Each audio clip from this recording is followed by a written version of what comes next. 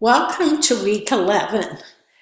This week we're looking at the digestive system, and you'll see on your assignment table you have your normal reading of the chapter.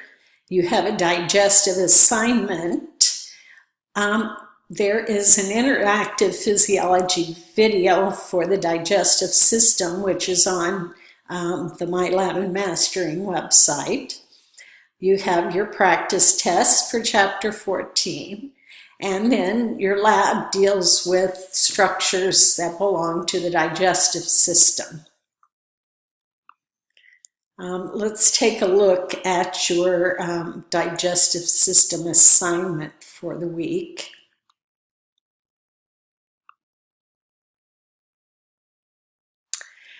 You're asked to give one enzyme that is involved in the breakdown of carbohydrates, one for the breakdown of proteins, and one for the breakdown of fats. And you want to make a table on the computer, not a freehand drawn table. And so you want to have your enzyme that you choose. And you want to have a column for where it's produced and also its site of action, where the enzyme works for each of the three food groups. And then the last column would be what is the final end product that each of the types of food groups are broken down into. So not just with the enzyme you choose, but after the complete breakdown of these types of foods, what is the last end product?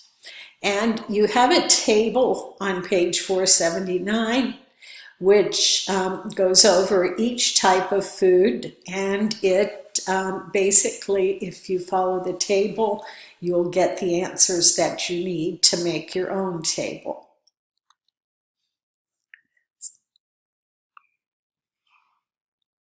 So in this week, you will have your reading, you will have your digestive assignment, looking at the interactive physiology video on digestion, your practice test for chapter 14, your lab for the models on the digestive system. You've got tooth and stomach and small intestine and pancreas and liver models. And so that's about it for this week.